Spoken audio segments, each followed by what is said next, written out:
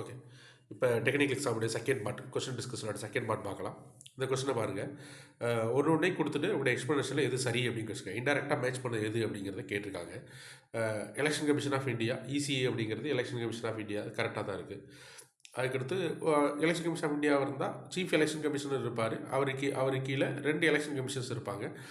ஒரு ஸ்டேட்டுக்கு வர்றப்ப சீஃப் எலக்ட்ரல் ஆஃபீஸர் அப்படிங்கிற ஒருத்தர் இருப்பார். சீஃப் எலக்ட்ரல் ஆஃபீஸர் அப்படிங்கிறது யாரு கேட்டீங்க அப்படின்னா, ஒரு ஸ்டேட்டுக்கும் மத்திய அரசால் நியமிக்கப்படக்கூடிய தேர்தல் அதிகாரிகளாக செயல்படுவாங்க. அதுக்கு கீழே டிஸ்ட்ரிக்ட் எலெக்ஷன் ஆஃபீஸர்னு ஒருத்தர் இருப்பார். இங்கே என்ன கொடுத்துருக்காங்கன்னா, டெவலப்மெண்ட் எலெக்ஷன் ஆஃபீஸர் அப்படிங்கிற வார்த்தையை கொடுத்து தப்பாக்கி விட்டுருக்காங்க. டெவலப்மெண்ட் எலெக்ஷன் ஆஃபீஸர் அப்படிங்கிற வார்த்தையை கொடுத்துருக்காங்க. அதுக்கடுத்து இது தப்பு, 3ங்கிறது தப்பு. டிஸ்ட்ரிக்ட் எலெக்ஷன் ஆஃபீஸர் அப்படிங்கிறதா கரெக்ட், சரிங்களா? அதுக்கடுத்து இஆர்ஓ அப்படிங்கிறது, இஆர்ஓ கரெக்டு தான். இதில் எக்ஸ்பர்ட்ஸ் இருப்பாருங்க. எலெக்ஷன் ரிஜிஸ்ட்ரேஷன் ஆஃபீஸர்னு போட்டிருக்காங்க. அதாவது தேர்தல் பதிவு அதிகாரி அப்படின்னு இருக்கு. தேர்தல் பதிவு அதிகாரி அப்படின்னு வராது. அதாவது எலக்ட்ரல் ரிஜிஸ்ட்ரேஷன் ஆஃபீஸ், அதாவது வாக்காளர் பதிவு அதிகாரின்னு ஒருத்தர் இருப்பார். ஒரு மாவட்டங்களுக்கும் ஒரு தொகுதிகளுக்கும் வாக்காளர் எலக்ட்ரல் ரிஜிஸ்ட்ரேஷன் ஆஃபீஸர்னு சொல்லி ஒருத்தர் இருப்பார். அதாவது வாக்காளர்களை பதிவு செய்யக்கூடிய அதிகாரத்தை இதை பெற்று ஒரு அதிகாரி இருப்பார், சரிங்களா? வாக்காளர் முகாம் போடுறது, அது மூலம் முகாம் போடுற மூலமாக வாக்காளர்களை புதுசாக சேர்த்தல், பதிவு நீக்குதல் போன்ற வேலைகளை பார்ப்பதற்காக ஒருத்தர் இருப்பார். அதுக்கடுத்து என்ன கேட்டீங்க அப்படின்னா, ஒரு தேர்தலை நடத்துவதற்கென்று ஆர்ஓன்னு சொல்லுவாங்க. ரிட்டர்னிங் ஆஃபீஸர் ஒருத்தர் இருப்பார். கேட்கல, இல்லை எக்ஸ்பீரியன்ஸுக்காக சொல்கிறேன். ரிட்டர்னிங் ஆஃபீஸர்னு சொல்லி ஒருத்தர் இருப்பார், சரிங்களா? ஒருத்தர் இதை நடத்துறதுக்காக ஆர்ஓன்னு சொல்லியிருப்பாங்க. அதுக்கடுத்து என்ன கேட்டால் பிஓன்னு சொல்லுவாங்க, சரிங்களா? போலிங் ஆஃபீஸர்னு சொல்லக்கூடியது பிஓன்னு போஸ்டிங்கு. அதான் என்ன கேட்டால், இந்த பிஓ சொல்லக்கூடிய போஸ்டிங் என்ன கேட்டால், எலெக்ஷன் நடக்கிறப்ப வாக்குச்சாவடியில் இருக்கக்கூடிய ஆஃபீஸராக இருப்பார், சரிங்களா? Polling officer. அந்த வாக்குச்சாவடியில் இருக்கக்கூடிய வாக்குகளை போல் பண்ணுறது அப்படிங்கிறது ஆஃபீஸராக இருப்பாங்க. இதில் 3 and 4 தவறானதாக கொஸ்டின் கேட்டிருக்காங்க. அதாவது இந்த டிக்கு டெவலப்மெண்ட் கிடையாது, டிஸ்ட்ரிக்ட். இந்த எலெக்ஷன் அப்படிங்கிற வார்த்தை எலக்ட்ரல் அப்படிங்கிறது வாக்காளர் பதிவு அதிகாரி அப்படிங்கிறதா சரியான ஆன்சராக இருக்குது. 3 and 4 தப்பு, சரி. மற்ற 2மே சரியானது. ஓகேவா? ஆன்சர் இது சரியான. அடுத்த கொஸ்டின் பார்க்கலாம். கராச் என்பது அப்படிங்கிறது இஸ்லாமிய அல்லாதவரிடம் விதிக்கப்படக்கூடிய நிலவரி என்பது சரியானது. இந்த கராச் அப்படிங்கிற வரி என்ன கேட்டால், பீரியட் ஆஃப் டெல்லி சுல்தானுடைய காலகட்டத்தில் இருந்த மிக முக்கியமான வரி, தெரியல. இந்த வரி டெல்லி சுல்தான் காலகட்டத்தில் இருந்துச்சு. இந்த வரி என்ன கேட்டீங்க அப்படின்னா, இங்கே பாருங்கள், இஸ்லாமிய விவசாயிகளிடம் வசூலிக்கப்படக்கூடிய நிலவரி ஆப்ஷனை பாருங்கள். போரில் கொள்ளையெடுத்த பொருட்கள் இஸ்லாமிய எல்லாம் மீதான சமயவரி சிசியான்னு கேள்விப்பட்டிருப்போம். இஸ்லாமிய விவசாயிகளிடமிருந்து விதிக்கப்பட்ட வரியா நிலவரி தான் கராச் அப்படிங்கிறது. ஆனால் இது ஒன்லி ஃபார் நான் முஸ்லீம்ஸ், அதாவது முஸ்லீம் அல்லாதவர்களிடமிருந்து வசூலிக்கப்பட்ட ஒரு நிலவரி தான் என்னது இந்த கராச். டெல்லி சுல்தான் காலகட்டத்தில் இருந்த எல்லா அரசர்களுமே, அலாவுதீன் கில்ஜி முதற்கொண்டு எல்லாருமே இந்த வரி என்ன செஞ்சாங்க, முறைப்படி விதித்ததாக குறிப்பிடுறாங்க. அடுத்த கொஸ்டின், இது ஒரு முக்கியமான கொஸ்டின் கூட. ஆனால் அந்த கொஸ்டின் நம்ம ஈஸியாக ஆன்சர் பண்ண முடியும். பேசிக்காக முகல்ஸ் தெரிஞ்சாலே போதும், இந்த கொஸ்டின் ஆன்சர் பண்ணிடலாம். Arrange the following event chronological order, அதாவது காலவரிசைப்படுத்துக. முதல் பானிபட் போர், ஜஹாங்கீர் அடக்கம் செய்யப்பட்டது, அக்பருடைய மரணம், 2ஆம் பகதூர் ஷா அப்படின்னு கொஸ்டின் கேட்டிருக்காங்க.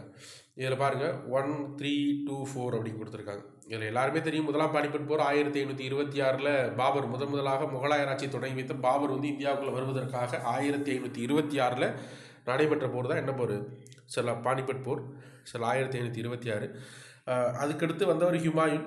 அவர் 1530-40 இருந்திருப்பார். அதுக்கடுத்து 55-56 இறந்து போயிருப்பார் ஹுமாயூன். அதுக்கடுத்து வந்தவர் தான் யாருக்குன்னா அக்பர். அக்பருடைய காலகட்டம் என்ன கேட்டீங்கன்னா, ஹுமாயூனுடைய பையன் 1556 1605 வரைக்கும் சொல்லலாம். அந்த ஆர்டர் தெரிஞ்சாலே போதும். அக்பருடைய மரணம் 605 இறந்துருவார். அதுக்கப்புறம் என்ன, அதுக்கடுத்து வரக்கூடிய வாங்கினா ஜஹாங்கீர் 1605 1627 வரைக்கும் காலகட்டத்தில், கம்மியான காலகட்டத்தில் ஜஹாங்கீர் இருப்பார். 1605 1627 வரைக்கும். அதுக்கடுத்து ஷாஜகான் வருவார் 1627 57 வரைக்கும், 1658 வரைக்கும் ஷாஜகான் வருவார்.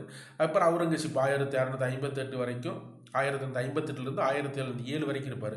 முதலாம் பகதூர் ஷாவுடைய காலகட்டமே 1712 தான், தெரியல. 2ஆம் பகதூர் ஷா காலகட்டம், இந்த 1 4 தெரிஞ்சாலே ஆன்சர் போட்டுருக்கலாம். 1 4 வச்சுட்டு ஆன்சர் போட்டலாம் ஈஸியாக. 2ஆம் பகதூர் ஷா கடைசியாக வரணும். இது 2 உங்களுக்கு குழப்பவே கூடாது. ஹுமாயூன், அக்பர், ஜஹாங்கீர், ஷாஜகான், அவுரங்கசீப் தான் ஆர்டர். இந்த ஆர்டர் ஞாபகம் வச்சுட்டாலே போதுமானது. ஓகேவா? அடுத்த கொஸ்டின் போகலாம். குப்தர் மற்றும் முகலாயர் ஆட்சி காலத்தில் ஒரே சீரான நிர்வாக முறை நாடு முழுவதும் நிறுவப்பட்டது அப்படின்னு கொஸ்டின் கேட்டிருக்காங்க. இதில் பாருங்கள், uniform administration was set up all over the country during the rule of Guptas and the Mughals அப்படின்னு கொஸ்டின் கேட்டிருக்காங்க. இது இந்திய ராஜ்யங்கள் ஒருங்கிணைக்கும் முகவராக ஆங்கிலேயர்கள் இருந்தார் அப்படின்னு கொஸ்டின் கேட்டிருக்காங்க. நல்லா தெரிஞ்சுக்க, இந்த 2 ஸ்டேட்மெண்ட்டுமே சரியானது தான். குப்தர்கள் மற்றும் முகலாயர்கள் ஆட்சி காலத்தில் ஒரே சீரான நிர்வாக நாடு. ஏன்னா குப்தர்கள் முழுவதுமாக இந்தியாவுடைய பகுதிகளை, அதாவது ஒரு 1/2ன்னு சொல்லலாம், இந்தியாவுடைய பாதி பகுதிகளை தன்னோட கண்ட்ரோல் கீழே வச்சுருந்தாங்க. ஒரே சீரான நிர்வாகத்தை கொண்டிருந்தாங்க. எந்த வரி விதித்தாலுமே மகதத்தில் விதிக்கப்படக்கூடிய வரி, மகதம் பகுதியில் விதிக்கப்படக்கூடிய வரி, மகதம்னா பீகார் பகுதியில் விதிக்கக்கூடிய வரி, இந்தியா அந்த எந்தெந்த நிர்வாகம் இருந்துச்சோ அங்கெல்லாம் அந்த வரி இருக்கும். எல்லா பகுதியிலையுமே இருந்ததாக குறிப்பிடுவாங்க. புக்லேயே இருக்கும், டேரக்ட் கொஸ்டின் அது. அதுக்கடுத்து முகலாயர் ஆட்சி காலத்தில் அதே மாதிரி தான். டெல்லியில் ஆக்ராவில் என்ன மாதிரியான முறை இருக்கோ அதே முறையைத்தான் தெற்கு பகுதியில் இருக்கும், வடக்கு பகுதி, கிழக்கு பகுதியில் வச்சாங்க. அதே நிர்வாக முறை சமமாக இருந்தது. இந்திய ராஜ்யங்களை ஒருங்கிணைக்கும் முகவராக ஆங்கிலேயர் இருந்தது. ரெண்டுமே சரிதான், ஆனால் சரியான விளக்கம் அல்ல. சார் ஆன்சர் டி தான் சரியானது இதுக்கு. சார் இது ரெண்டையும் ஸ்டேட்மெண்ட்டை கரெக்டாக புரிஞ்சுக்கிட்டு சரியான விளக்கம் அல்ல. ஏன்னா விளக்கம்ங்கிறது என்ன கேட்டால், இந்த கொடுத்த ஸ்டேட்மெண்ட்டுக்கு இந்த இதாக விளக்கம் சொல்லணும். இங்கே குப்தர்களையும் முகலாயர்களையும் கொடுத்துட்டு இங்கே ஆங்கிலேயர்கள் கொடுத்துருக்காங்க. அப்போ ரெண்டுமே சரியான விளக்கமாக இருக்க வாய்ப்பே இல்லை. ரெண்டுமே சரியான ஸ்டேட்மெண்ட்டு தான். அடுத்த கொஸ்டின், எந்த ஆண்டில் சிவாஜி சத்ரபதி பட்டத்தை சூட்டி கொண்டார் அப்படின்னு கொஸ்டின் கேட்டிருக்காங்க. சரிங்களா, சிவாஜியுடைய காலகட்டம், சரிங்களா, மராத்திய வம்சத்துடைய மிக முக்கியமாக இருந்தவர். சரிங்களா, 1674 ராய்கர் கோட்டையில் சிவாஜி என்ற பட்டத்தை சுற்றி கொண்டார். முதல்ல தொடக்க காலகட்டத்தில் கோல்கொண்டா பகுதியோட சண்டை போட்டுக்கிருக்கிறோம். அப்புறம் 1657 முதலாக முகலாயர்களோட அகமது நகர் பகுதியை கைப்பற்றி சண்டை போட ஆரம்பிப்பார். திரும்ப முகலாயருக்கு இடையாக நிறையா சண்டையை போட்டுருப்பார். தெரியல, அப்சல் கான் அனுப்பியிருப்பாங்க, அங்கேயும் ஜெயிஸ் கான் அனுப்பியிருப்பாங்க. கிட்டத்தட்ட அவுரங்கசீப் நிறையா காலகட்டங்கள் அவுரங்கசீப் தெற்கு நோக்கி தக்காணத்துடைய படையெடுப்பு மேற்கொள்வது காரணமாக இருந்ததே யார் தான்? சிவாஜி தான், சத்ரபதி சிவாஜி. எப்போது பட்டத்தை சூட்டி கொண்டான்னு கேட்டிருக்காங்க, 1674. சரிங்களா, அந்த சிவாஜியோட டைம் லைனை மட்டும் எடுத்து ஒரு தடவை பார்த்துட்டிங்க அப்படின்னா போதுமானது. சரிங்களா, 1630 பிறந்திருப்பார், 1680 இறந்திருப்பார். இந்த 50 வருட காலகட்டத்தில் அவர் என்னென்னலாம் மேற்கொண்டார் அப்படிங்கிறது தான். சரிங்களா, எப்போ சூரத்தை கொள்ளையடிச்சார், சூரத்தை 2 தடவை கொள்ளையடிப்பார், சூரத் மேலே சவுத் அப்படிங்கிற வரியை வச்சிருப்பார். இது மாதிரி எல்லா டீட்டெயிலையும் அந்த டைம்லைனை மட்டும் போட்டு வச்சுட்டாலே பாதி இது முடிஞ்சிடும். அதுக்கடுத்து அந்த மினிஸ்ட்ரிஸ், சிவாஜியுடைய மினிஸ்ட்ரியை மட்டும் தெரிஞ்சு வச்சுட்டா போதுமானது. அதுக்கடுத்து இது பழைய புக்கில் இருக்கக்கூடிய கொஸ்டின்ஸு. என்ன கேட்டீங்க அப்படின்னா, மொஹஞ்சதரோ என்றால் இறந்தவர்கள் மேடு என்று எந்த மொழியில் முதல்ல என்ன கேட்பாங்கன்னா, மொஹஞ்சதரோவை எப்படி குறிப்பிடுவாங்க அப்படின்னு சொல்லி கொஸ்டின் கேட்பாங்க. இப்போ எந்த மொழின்னு கேட்டிருக்காங்க. சிந்தி மொழியில் மொஹஞ்சதரோ என்றால் இறந்தவர்களின் மேடுன்னு சொல்லுவாங்க. தெரியல, அதாவது மவுண்ட் ஆஃப் டெத் அப்படின்னு சொல்லுவாங்க. இது இன்னொன்று சொல்லுவாங்க, ஹரப்பா இருக்குது பார்த்தீங்களா, ஹரப்பாவுக்கு ஒரு பேர் சொல்லுவாங்க. ஹரப்பாவுக்கு தெரியல, ஹரப்பா என்ன கேட்டீங்க அப்படின்னா பரீடு சிட்டின்னு சொல்லுவாங்க, அதாவது புதைக்கப்பட்ட நகரம். சில பரீடு சிட்டி என்பது புதைக்கப்பட்ட நகரம் அப்படிங்கிறது ஹரப்பாவை குறிப்பிடக்கூடியது. மொஹஞ்சதரோவை பொறுத்தவரை என்ன கேட்டால் என்னது, இறந்தவர்களின் மேடு அப்படின்னு குறிப்பிடக்கூடியது. சில இறந்தவர்களின் மேடு சிந்தி மொழியில் இதுவும் அது ரெண்டுமே சிந்தி மொழி தான். பரீடு சிட்டி அப்படின்னு சொல்லக்கூடிய வார்த்தையும் சிந்தி மொழி தான். இதுவும் இறந்தவர்களின் மேடு என்பது சிந்தி மொழியில் குறிப்பிடக்கூடியது. அதுக்கடுத்த கொஸ்டின், இந்த கொஸ்டினை பாருங்கள். க்ரீன் கிளைமேட் ஃபண்ட், பசுமை கால நிதி அப்படிங்கிறத கொஸ்டின் கேட்டிருக்காங்க. Financial mechanism with framework of யுஎன்இபின்னு கொடுத்துருக்காங்க. இது தவறானது. இந்த பசுமை கால நிதி என்பது என்ன கேட்டீங்க அப்படின்னா,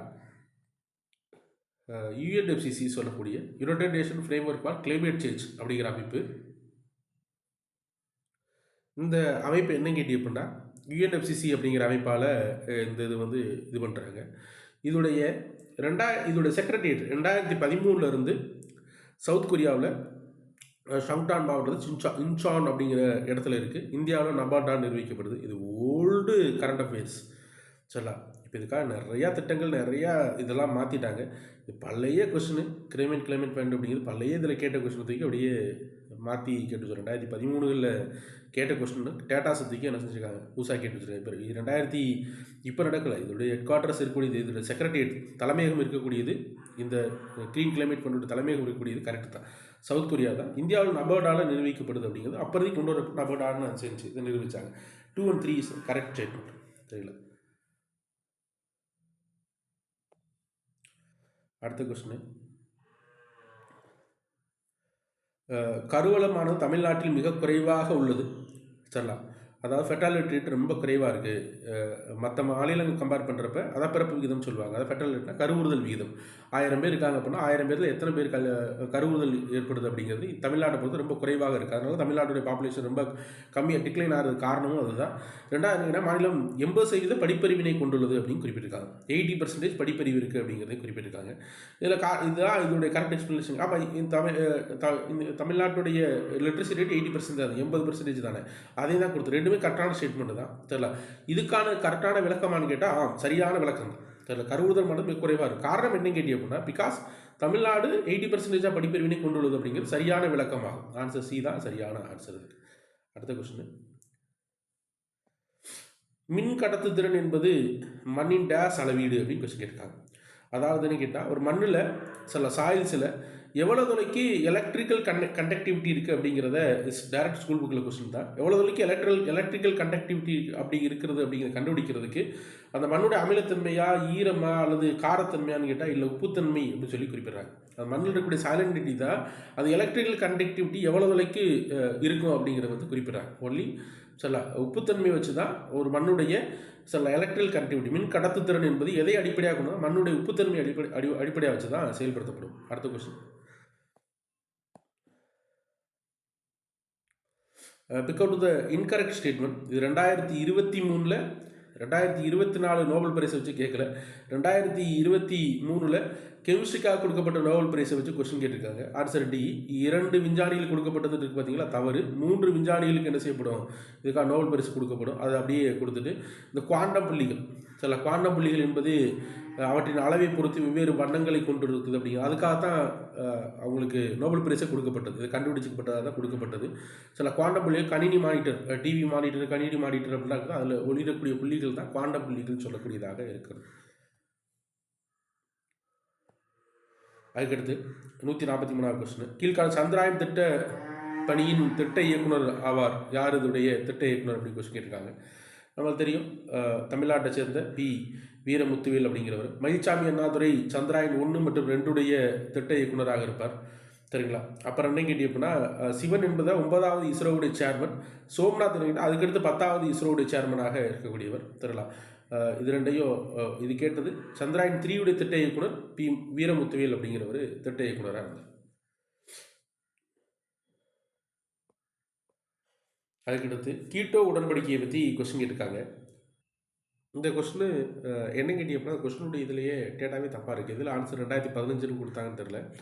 இந்த கொஸ்டின் என்ன கேட்டி அப்படின்னா, இந்த கீட்டோ உடன்படிக்கை இருக்குது பார்த்தீங்களா, கீட்டோ உடன்படிக்கை இதனுடைய கருத்தாக்கம் 92 1992 கொண்டு வரப்பட்டு 97 எல்லா நாடுகளும் ஏற்றுக்கொள்ளப்பட்டு 97 ஏற்றுக்கொள்ளப்பட்டு 2005 பிப்ரவரி மாதம் என்ன பண்ணாங்கன்னா இதை இம்ப்ளிமெண்டேஷன் பண்ணாங்க. 2005 பிப்ரவரி மாதம். அதாவது green house effect, green house அதாவது பசுமை இல்ல வாயுக்களை வந்து குறைப்பது, அதெல்லாம் ஏற்படக்கூடிய பாதிப்புகள் வந்து நாடுகளுக்கு சொல்லணும் அப்படிங்கிறதுக்காக கொண்டு வரப்பட்டது இந்த கீட்டோ புரோட்டோக்கால்ங்கிறது. ஜப்பானில் உள்ள இடத்துல வந்து அக்ரிமெண்ட் ஆனதுனால கீட்டோ புரோட்டோக்கால் அப்படின்னு சொல்லுவாங்க.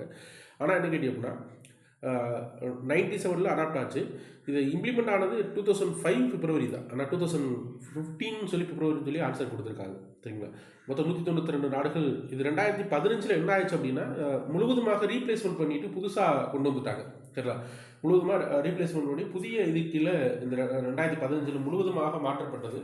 2005 பிப்ரவரியில் தான் என்ன செய்யப்பட்டது, இம்ப்ளிமெண்டேஷன் ஆச்சு அப்படிங்கிறது. சரிங்களா, இதோடைய தகவல். சரிங்களா. Keto protocol green house effect, அதாவது பசுமை இல்ல வாக்குகளுடைய குறைப்பது, அதோடைய நடவடிக்கைகளை உலக நாடுகள் சொல்லணும் அப்படின்னு 192 நாடுகள் கையெழுத்திட்டன. அதுக்கடுத்த கொஸ்டின், இந்த கொஸ்டினை பாருங்கள். பிரைம் மினிஸ்டர் நரேந்திர மோடி இந்த கொஸ்டின் என்ன கேட்டி அப்படின்னா, பிரைம் மினிஸ்டருடைய ஒரு ஸ்லோகனை கொடுத்தாரு, லேப் டு லேண்ட், ஆய்வகத்திலிருந்து நிலத்திற்கு அப்படிங்கிறது. இது 2014 பிரைம் மினிஸ்டர் மோடி வந்த பிறகு இந்த ஸ்லோகனை சொன்னார். அதான் என்ன கேட்டி அப்படின்னா, வேளாண் உற்பத்தியை மேம்படுத்த, நாட்டுக்கே உணவு தர விவசாயிகளுடைய இதை வந்து மேம்படுத்தணும் அப்படிங்கிறது லேப் டு லேண்ட் அப்படின்னு சொன்னார். இதை தூக்கி 2024 கொஸ்டின் கேட்டு வச்சுருக்காங்க.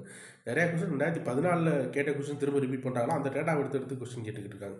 இந்த கொஸ்டின்ஸ் நிறையா கொஸ்டின் மாதிரி ரிப்பீட் ஆகிருக்கு. அடுத்த கொஸ்டின் பாருங்கள், டேஸ். இப்போ டேஸில் எல்லா எக்ஸாம்லேயும் ஒரு கொஸ்டின் கேட்க ஆரம்பிச்சிட்டாங்க. எல்லாத்துலேயும் ஒரு கொஸ்டின்ஸ் டேஸில் வருது. அதுக்கு ஃபஸ்ட்டு கொஸ்டின், உலக சுற்றுச்சூழல் தினம், வேர்ல்டு என்வாயன்மெண்டல் டே. தெரியல, வேர்ல்டு என்வாயன்மெண்டல் டே June 5. சில எல்லா புக்லேயுமே இருக்கும். June 5 அப்படிங்கிறது வேர்ல்டு என்வாயன்மெண்டல் டே. அதுக்கடுத்து பூமி தினம். சரிங்களா, April 22. உலக தண்ணீர் தினம் மார்ச் 22. அதாவது இப்போ கூட தமிழ்நாடு அரசாங்கம் மார்ச் 22 என்ன பண்ணியிருக்காங்க, கிராம சபை கூட்டங்களை கூட்டி தண்ணீர் தொடர்பான விவாதங்கள் நடத்தணும் அப்படிங்கிறக்காக சொல்லியிருக்காங்க. முக்கியமான தினம் கூட. அதுக்கு தேசிய மாசு தடுப்பு நாள் டிசம்பர் 2, இன்னைக்கு தான் டிசம்பர் 2ஆம் தேதி தான் தேசிய மாசு தடுப்பு நாள். டிசம்பர் 1 எய்ட்ஸு, டிசம்பர் 2 மாசு அப்படின்னு நாங்கள் வச்சுக்கோம். டிசம்பர் 1 எய்ட்ஸு, டிசம்பர் 2 மாசு தடுப்பு. எய்ட்ஸ் தடுப்பு நாள் டிசம்பர் 1, டிசம்பர் 2 மாசு தடுப்பு நாள். அதுக்கடுத்து அடுத்த கொஸ்டின், டேஸ் என்பது தனிப்பட்ட அனுபவத்திலிருந்து பெறக்கூடியதும் வெளிப்படுத்துவதும் மிக கடினமானதாகும் அப்படின்னு கொடுத்துருக்காங்க. அதுக்கடுத்து என்ன கேட்டால், இந்த கொஸ்டினை பாருங்கள். டேஸ் என்பது தனிப்பட்ட அனுபவத்திலிருந்து பெறக்கூடியதும் வெளிப்படுத்துவதற்கு கடினமானதாகும் அப்படின்னு கொடுத்துருக்காங்க. அதாவது நம்மளாக போய் கற்றுக்கிட்டது, நம்மளாக கற்றுக் கொடுத்தது அதை வந்து வெளிப்படுத்துறது ரொம்ப கடினம், நமக்குள்ளே இருக்கக்கூடியது. அப்படின்னா என்ன கேட்டிங்கன்னா, ஒரு ப்ரொசீஜர் நாலேஜுங்கிறது எல்லாருமே பயன்படுத்த கெமிக்கல் ஃபார்முலா இருக்குது, இதெல்லாம் ஊற்றினபடியே வரும்னு சொல்லக்கூடியது ப்ரொசீஜர். இது வெளிப்படையான அறிவுங்கிறது என்னங்கன்னா, தனக்கு தெரிஞ்ச சொல்லிக் கொடுக்குறது தெரியல, வெளிப்படையான அறிவுங்கிறது. அதுக்கடுத்து அறிவியல் அறிவுங்கிறது என்னன்னு கேட்டீங்க அப்படின்னா, சயின்ஸில் சில விஷயம் நிறையா இருக்கும், அதெல்லாம் அப்படியே லாஸாக இருக்கும். அதான் நீங்கள் உள்ளார்ந்த அறிவு என்னன்னு கேட்டால், உங்களுக்குள்ளே கிடைச்ச அனுபவத்தை ஆனால் வெளிப்படுத்துவதற்கு ரொம்ப கடினமானது. உங்களுக்குள்ளே சில அனுபவம் இருக்குது பார்த்தீங்களா, அதுதான் டேரக்ட் கொஸ்டின். இதெல்லாம் என்ன கேட்டிங்கன்னா, சயின்ஸில் இருக்கக்கூடிய டேரக்ட் கொஸ்டின் தான் கேட்குறது, சயின்ஸ் டாப்பிக்கில் கேட்கக்கூடிய கொஸ்டின்ஸ். அதுக்கடுத்த கொஸ்டின், பெட்ரோல் கோந்து உருவாக்குதலை குறைப்பதற்கு பயன்படும் எதிர் உயிரி மக்கி ஆன்டி ஆக்சிடென்ட் என்ன அப்படின்னு கேட்டிருக்காங்க. அதாவது என்ன கேட்டால், கம்ஃபார்மினேஷன், அதாவது கேஸ்லைன், அதாவது பெட்ரோல் ஜெல் இருக்குது பார்த்தீங்கன்னா, அது என்ன கேட்டால் ஆயிராத அளவுக்கு எதை பயன்படுத்துவாங்க அப்படின்னு கேட்டிங்க அப்படின்னா, சொல்ல 2,6 டை மூவனைல் பியூட்டைல் 4 மீத்தைல் பினாயில் அப்படிங்கிறத பயன்படுத்துகிறாங்க. இது டைரக்ட் சயின்ஸ் கொஸ்டின். இந்த சயின்ஸ் எப்போவுமே கொஸ்டின்ஸ் மட்டும் தான் டிஸ்கஸ் பண்ண முடியும். இந்த டெல் அப்படிங்கிறது அதே இதுவும் பெட்ரோலில் பயன்படுத்தக்கூடிய ஒரு கெமிக்கல் தான். லெட்டுன்னு சொல்லுவாங்கள்ல, அந்த லெட்டு தான் அந்த டெல் அப்படிங்கிறதும். இதுவுமே என்ன கேட்டால் பெட்ரோலில் பயன்படுத்தக்கூடியது தான். இந்த டெல் அப்படிங்கிறதும் லெட் அப்படி சொல்லக்கூடியது தான். இது எதுக்கு பயன்படுத்துவாங்க கேட்டிங்க அப்படின்னா, பெட்ரோலுடைய எஃபிஷியன்சியை வந்து அதிகமாக்குறதுக்காக சில வினையூக்கியாக பயன்படுத்தக்கூடியதான் டெல் அப்படின்னு சொல்லக்கூடிய லெட்டு. இது என்ன கேட்டால், இந்த கோந்து உருவாகுது இதில் பெட்ரோல் எப்படி உள்ளே ஃபுல்லாக நின்றக்கூடாது, எப்படி ஸ்டக்காக எப்படி நின்றக்கூடாது, எப்பவுமே லிக்விட் ஃபார்ம்லேயே இருக்கணும் அப்படிங்கிறதுக்காக பயன்படுத்தக்கூடியதான் 2,6 மூவனைல் பிளைட் மீத்தியல் பினாயில். இப்போலாம் சயின்ஸ் கொஸ்டின் எல்லாமே என்ன கேட்டால் டே டு டே ஆக்டிவிட்டிலேயே நிறையா கொஸ்டின்ஸ் கேட்க ஆரம்பிச்சிட்டாங்க. சரிங்களா? அதுக்கடுத்து இருக்கக்கூடிய ஜிஎஸ் பார்ட்டில் அடுத்த கொஸ்டின்ஸில் பார்க்கலாம். தேங்க்யூ.